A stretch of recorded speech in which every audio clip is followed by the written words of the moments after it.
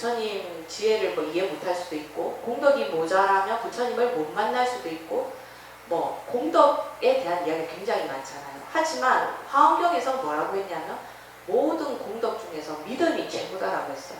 그럼 우리는 보시하는 것보다 뭐 어디 가서 이렇게 법문을 해서 한다는 것보다 또 뭐가 있습니까? 보시, 뭐 지게 하는 것보다, 내가 계를 지키는 것보다 가장 수승한 것이 뭐냐 하면 부처님에 대한 믿음이 모든 공덕 중에서 가장 우수하다는 거잖아요. 그럼 우리는 보시하려고 그러면 돈이 없어서 못해요. 계율을 지키라고 그러면 내가 일반 사람도 어떻게 계율을 지켜요? 하지만 우리 믿는 거는 아무런 조건 없이 다 할 수 있는 거지 않습니까?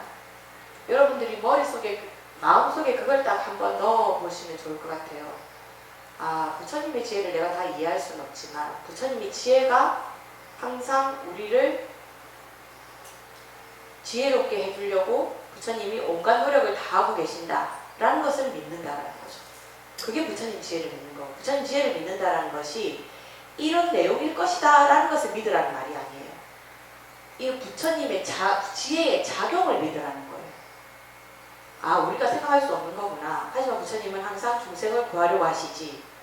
아, 말로 할 수 없는 거잖아. 내가 그러니까 이해를 못한다 해도 그건 당연한 거야.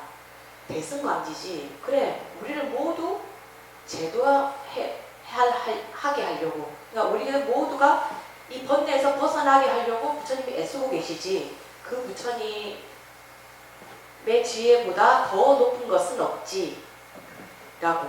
그러면서 나한테 적용할 때는 내가 부처님 지혜를 믿고 있다면 나한테 일어나는 모든 일은 부처님 지혜 속에 일어나는 거니까 이것이 분명히 나를 번뇌에서 벗어나는, 집착에서 벗어나는, 욕망에서 벗어나는 그 길로 인도해 주실 것이다 라고 믿는 것. 그것이 여러분들이 이거 한문을 더 외우고 저한테 와서 부처님 가르침이 무엇인가 듣는 것보다 훨씬 더 중요할 수 있습니다. 지금부터 이제 부처님 생애에 대한 이 책의 내용은 거의 부처님이 무엇을 가르치셨나를 이야기하고 있기 때문에 이제까지의 부처님 지혜를 이야기했던 것보다 훨씬 더 교리를 이야기하는 쪽으로 훨씬 더 많이 흘러가게 될 겁니다. 지금까지 이야기한 것은 뭐냐면 저 이제 불교 입문에서 얘기했던 거, 종교는 왜 가지느냐, 그리고 왜 그 중에서도 가장 중요한 것은 무엇이냐라는 믿음까지 이야기하는 부분을 제가 제 나름대로 이 책보다는 조금 더 넓게 설명했습니다. 댁에 돌아가셔서 불교 입문에 있는 책에서 어디까지 만약에 복습을 하고 싶으시다 하면 41조까지를 한번 쭉 읽어보시면 되는 거예요. 그리고 불교에서 중요한 것은 무엇보다도 일체유심조라는 말이 있잖아요. 내 마음을 중요하게 한 거거든요. 지난번에 제가 이 종교라는 것은 사회의 분위기를 만드는 것이다. 모두가 누군가를 미워하고 이렇게 할 때 우리의 마음이 부처님 지혜 속에서 모든 일은 부처님 지혜 속에서 일어나는 일이니까 저 사람이 나한테 무엇을 하더라도 그것은 부처님 지혜 속에 일어난다면 미운 짓이 아니다 라는 생각까지 갈 수 있다고 하면 이 사회가 얼마나 더 유연하고 부드럽게 변할지를 한번 생각해 보세요. 싸움이 별로 안 일어날 거잖아요. 그죠? 그리고 내가 하는 말, 내가 하는 행동을 모두 조심하게 되겠죠. 그러니까 뭔가 사회적 분위기를 만드는 거. 그러니까 제가 말씀드렸던 것처럼 만약에 전쟁 속에 있다면 그 공포 속에서만 살기 때문에 사람들이 PTSD 겪어서 베트남 전쟁 끝나고 나서도 그 군인들이 계속 누군가가 나한테 총을 겨눈다고 막 생각을 하게 된다던가. 그건 뭡니까? 그 전쟁이 주는 분위기 때문에 그 사람이 정신이 그렇게 된 거잖아요. 여러분들이 불교를 위해서 뭘 하지 않는다 하더라도 오늘 배운 것을 내 마음속에 지니면서 내가 행동하고 말하고 한다고 하면 그것 자체가 이 사회를 어떤 식으로 분위기를 바꿀 수 있는가, 전쟁과 같은 것으로 바꿀 것인가, 부처님 지혜 속에서 이루어지는 모두 그 가피 속에서 있는 그런 사회를 만들 것인가 라는 것이 저는 종교를 통해서 사회에 환원할 수 있는 정말 중요한 일이라 생각을 하거든요. 그걸 하는 데 있어서 무엇보다도 오늘 말씀드린 것은 믿음이 중요하다라는 것까지 말씀드렸습니다. 지난번에 부처님 지혜에 대해서 이야기할 때 그 까사파, 불을 모시는, 불을 숭배하는 그 형제들이 한 그 신도들이 엄청나게 많았었다고 했잖아요. 그 세 형제가 모두 부처님께 귀의하는 것까지 말씀을 드렸습니다. 그렇게 하고 나서 부처님은 이 그 형제들을 데리고 어디로 이동을 하느냐면 그 부처님께서 생각하시기를 전에 빈비사라 왕을 중간에 가다가 만났잖아요. 그 깨닫기 전에. 그래서 빈비사라 왕이 와서 우리나라에 와서 재상을 해줄 수 있느냐라고 하니까 나 재상 싫다. 나는 깨달으러 갈 거다. 이렇게 말하니까 빈비사라 왕이 재상이 싫어서 그러면 내가 당신한테 내 나라를 다스리는 왕의 자리를 내주고 내가 재상이 되겠다. 우리나라에 와줄 수 없느냐라고 하니까 그때도 고다마시 따르다는 나는 깨달음, 나는 내 고통에서 벗어나는 것이 더 중요하다고 그래서 왕이 돼 달라는 것까지도 그 거절을 하고 이제 그 자기가 그 해탈할 수 있는 길을 위해서 떠났잖아요. 그러니까 부처님께서 이 까사파 형제들을 그 제도를 하고 나서는 그 빈비사라 왕이 생각이 날 거예요. 그래서 빈비사라 왕이 있는 곳으로 가려고 하는데 그 가야산 꼭대기에 딱 올라가서 가려고 하면 어떤 길을 가다 보면 산 꼭대기도 올라갈 거 아니에요. 그 산 꼭대기 올라가셨을 때 부처님께서 그 아래를 내려다 보시면서 이 모든 세상이 불타고 있다라고 이야기를 해요. 까사파 형제들은 뭘 믿었던 형제들입니까? 불. 제가 아그니 얘기했었죠, 그죠? 그 아그니라는 불을 모시는 사람들이었기 때문에 불타고 있다니까 갑자기 귀가 번쩍하죠. 내가 모셨던 불에 관한 얘기를 하시네? 이러면서 부처님, 세상이 불타고 있다는 것이 도대체 무슨 말씀이십니까? 라고 묻는단 말이에요. 근데 이 아그니 신이 하는 이 사람들이 불을 숭배하는 이 불이 갖고 있는 그 외도들의 불이 갖고 있는 그 성질이 뭐냐 하면 정화의 뜻을 가지고 있어요. 그러니까 불이라는 것이 모든 것을 태워버리고 고통스럽고 이런 것이 아니고 불을 숭배하는 이유가 뭐냐면 나쁜 것은 없애버리고 좋은 것만 남긴다라는 정화의 의미가 있어요. 근데 부처님께서 가야산 꼭대기에 올라가서 불탄다라고 했으니까 그게 무슨 말이지? 하고 이 까사파 형제 중에서 가장 큰 형이었던 오루엘라 까사파가 부처님 그게 불탄다니 무슨 말입니까? 라고 물어본 거죠. 혹시 정화되고 있다는 말인가? 아니 뭔 소리지? 하고 물어본 거예요. 그러니까 부처님 뭐라고 말씀하시냐면 눈의 느낌으로 불이 타고 귀의 느낌으로 불이 타고 라고 말씀하시면서 이 모든 오감이 불을 태워서 이 불타는 고통으로 인해서 노사의 고통, 늙고 죽는 고통이 생겼고 오비고뇌, 슬퍼하고 그리고 내가 괴로워하고 막 번뇌하는 이런 고통이 생겼다라고 말씀을 하시는 거예요. 그러니까 까사파가 듣고 보니까 이것이 정화되고 있다라는 말이 아니고 이 세상이 사람들이 이 집착, 그러니까 눈으로 즐거움을 쫓고 귀의 즐거움을 쫓고 귀의 즐거움을 쫓고 이렇게 하니까 갑자기 그 생각이 나나요? 그 기독교에서 왜 한때 에이지 음악을 사탄의 음악이라고 그 뉴에이지 음악 못 듣게 했다 그런 걸 들어보신 적 있으시죠? 꽤 오래된 얘기인데요.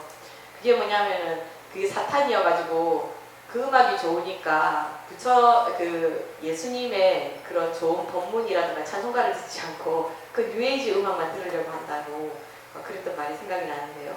아무튼 귀의 즐거움을 쫓고 음식의 즐거움, 혀의 즐거움 그런 것을 쫓아서 가는 것이 그것 자체가 우리가 그 눈, 귀, 코를 통해서 내가 좋은 방향으로 나아가는 것이 아니고 불에 타는 것과 같은 고통을 겪는다고 말씀을 하신 거예요. 이 법화경에도 보면 그 화택 이야기를 하면서 이 사람들이 내가 그 불타는 집안에 있는 것을 모르고 그 안에서 즐거움을 얻으려 한다. 법화경에 보면은 그런 이야기가 있거든요. 들어보신 적이 있으신가요? 법화경 비유품. 그 이야기가 무슨 이야기냐면 아주 큰 부자가 있었습니다. 어느 날 그 부자가 아들들이 이야기를 해요. 아버지 그 상인이어서 이제 돈 벌러 가는 거예요. 그래서 그 큰아들이 뭐라고 하냐면, 아들이 3명 있었는데 뭐라고 이야기를 하냐면, 아버지 갔다 오시면 저한테는 사슴수레를 사주세요. 그리고 또 한 아들은 저한테는 양수레를 사주세요. 또 한 아이는 저한테는 소수레를 사주세요. 이런단 말이에요. 그러니까 아버지가 장사를 나가면서, 그래 내가 장사를 나가서 큰 돈을 벌어오면 다 사주마 라고 이야기를 하고 떠난 거예요. 아들들은 그 집에서 그 대저택에서 아주 행복하게 살아요. 그러니까 아버지가 나가 그 돈을 벌어서 집에 돌아와 보니까 그 집이 막 불타고 있는 거예요. 근데 애들은 그 불난 거를 모르고 큰 저택이고 하다 보니까 안에서 자기 장난감을 가지고 논다고 너무 즐거워하면서 막 놀고 있는 거예요. 그래서 아버지가 밖에서 얘들아 어서 나와 라고 소리를 지르는데도 그 소리를 듣지 않고 자기 노는 데만 너무 빠져 있었던 거죠. 그러니까 아버지가 꾀를 내요. 저 불타는데 내가 들어갈 수도 없고 저희들 빨리 나오기만 하면 되는데, 그래 저 아이들이 원하는 것을 준다고 하자 라고 해서 큰 소리로, 아이들아 내가 소수레를 사왔다 나와라, 내가 양수레를 사왔다, 내가 사슴수레를 사왔다, 어서 와서 너희들이 좋아하는 것을 이거 가져라 라고 하니까 그 소리를 듣고는 너무 좋아서 막 나온 거예요, 애들이. 그러니까 애들이 아버지한테, 아버지 양수레, 소수레, 사슴수레 있다 하더니 수레 어서 주세요 라고 하니까 아버지가 에이 그렇게 허접한 거 말고 흰 소수레를 주마 이렇게 얘기를 하는 거예요. 그 흰 소수레를 주마 라고 얘기하는 거예요. 그러니까 그 인도에서는 사슴, 양, 소가 다 영험한 동물이거든요. 근데 최고의 영험한 동물이 흰소라는 거예요. 혹시 코끼리면 어떡하지? 흰소 맞을 것 같은데. 그 흰소 수레를 준다는 게 가장 좋은 수레를 가져라. 이 말이 뭐냐면 법화경에서는 그 아까 말했던 사슴, 양, 소가 의미하는 것은 성문, 영각, 보살이라는 뜻이에요. 이 뒤에 승자 다 붙이면 수레잖아요. 그러니까 사슴 수레 성문, 양 수레 영각, 보살은 그래도 좀 좋으니까 소로 해준 거예요. 그런데 이거 다 필요 없고 불승이 가장 최고다. 일불승이라고 써가지고 가장 최고, 부처님만이 최고다 라고 해서 이 흰소수레가 부처님을 의미를 하는 거예요. 부처님 수레를 타야지 성문 수레 타지 마라, 영각 수레 타지 마라, 보살 수레 타지 말라는 거예요. 부처님이 가장 중요하다. 그렇게 이야기하는 거거든요. 그래서 부처님이 불탔다, 화택이다 이렇게 말할 때는 뭐냐면, 내가 그 악어 또는 번뇌 이런 데 사로잡히는 거, 그리고 내가 네 오감이 내가 원하고 당장 달콤한 거 있잖아요. 그런데 막 집착을 해가지고 내가 지금 불타는 집 속에 있다는 것을 모른다라는 거예요. 그러니까 그걸 부처님께서 가야산 꼭대기에서 밑을 내려다보시면서 이 5가지 눈, 귀, 코, 혀, 촉감으로 내가 좋아하는 거, 내가 집착하는 거, 내가 욕망하는 거, 그렇게 하니까 욕망, 집착 다 들어가잖아요. 그런 걸 통해서 나의 노사의 괴로움, 우비고뇌의 어려움을 겪는 것을 알지 못하고 저렇게 살고 있구나 라고 말씀을 하시는 거예요. 그러니까 부처님 그렇게 말씀하시고 나서 빈비사라 왕을 찾아간다고 했으니까 어디로 가냐면 라자가하라는 곳으로 가게 됩니다. 그래서 빈비사라 왕이 있는 곳으로 가게 되는데요. 거기 있는 사람들은 맨 처음에 라자가하로 딱 가게 되니까 거기 있는 사람들은 조금 혼란을 느끼는 거예요. 왜냐하면 까사파라는 그 사람, 그 까사파 형제가 이끌었던 그 교단도 사람들한테 굉장히 존경을 받았기 때문에 사람들이 까사파 형제가 온다라고 하는데 까사파 형제가 이제는 스승으로 오는 게 아니고 누군가의 제자로 온다 라고 하니까 아니 나 이제까지는 까사파가 훌륭하다고 믿었는데 그 부처님이 오시면 우리가 어떻게 해야 되지? 라고 막 걱정을 하기 시작한 거예요. 근데 부처님하고 딱 나타났는데 까사파 형제는 나이도 좀 들고 그런데 이 부처님이라고 오신 분은 새파란 젊은인 거예요. 그러니까 아래 위로 봐서도 까사파 형제한테 해야 될 것 같은데 까사파 형제가 이 젊은 놈의 제자라고 하니까 이 사람들이 어떻게 해야 될지 몰라 경배를 해야 되는데 우리 저번에 이렇게 하는 거 무슨 예의라고 했죠? 부처님 발에 이렇게 하는 거 족네 예. 족에다가 발에다가 족발할 때 접촉한다. 그 내가 이렇게 하는 거지만 사실 부처님 발이 위에 있다 생각하고 하는 거거든요. 그래서 원래는 부처님 발이든 까사파 형제의 발이든 발에 예경을 해야 되는데 엎드려서 발에 이렇게 예경을 해야 되는데 누구 발에 예경을 해야 되나 모르고 있었단 말이에요. 근데 그 혼란스러워 하니까 그때 이제 까사파 형제 중에 가장 나이가 많았던 우르렐라 까사파가 이제 그 청중들의 마음을 알고 딱 나서는 거예요. 딱 나서서 이 부처님께서 나는 옛날에 이 말이 저는 참 그래서 우리가 지금 또 생각해야 되는 것이 있습니다. 원래 이 정화를 위한 불을 모시게 되면 이 베다에서는 가장 중요한 것이 뭐냐 하면 제사를 지내는 거거든요. 그 제사를 지내는데 그냥 약간 빗나간 얘기지만 얘기를 하면 옛날에는 막 염소 죽여서 피를 막 바치고 막 그런 일이 있어요. 그러니까 희생제를 지냅니다. 불이니까 특히 불에다가 뭐 집어넣고 막 살아있는 걸 집어넣고 그러지 않았겠어요, 그죠? 근데 그렇게 하던 희생제를 불교의 영향으로 이제 희생제를 지내지 않게 되고 쌀이나 뭐 꽃이나 이런 걸 바치게 돼요. 불교가 그 인도 사상에도 미친 영향이 크죠. 어쨌든 인도에서 힌두교에서는 가장 중요한 것이 제사의식이란 말이에요. 이것을 빼고는 인도에서 그 말하는 그 종교나 철학을 말할 수가 없어요. 그래서 이 까사파가 뭐라고 하느냐면 나는 부처님을 만나기 전에는 이 제사가 가장 중요하다라고 생각을 해서 제사 지내는데 집중을 하고 그리고 제사를 통해서 내가 얻으려고 했다는 것은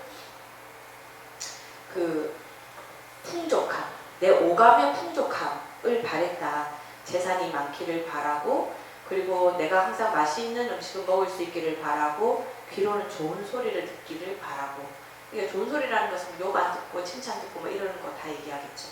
그러니까 앞에서 가야산에서 부처님은 그런 것들에 집착하고 내가 좋아하는 것을 불타고 있다 이렇게 말했잖아요. 근데 그거에 이어진 이야기처럼 들리는 거죠. 까사파 형제가 난 제사를 통해서 그런 오감의 만족을 얻으려고 했다.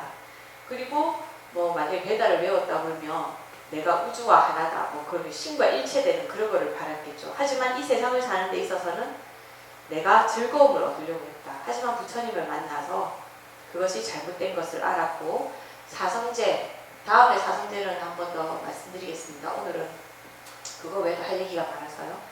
사성제를 배우게 되었고 그것이 부질없다는 것을 알게 되었다. 그래서 이분이 나의 스승이니 모두가 이 부처님께 경배를 하시오라고 이야기를 합니다.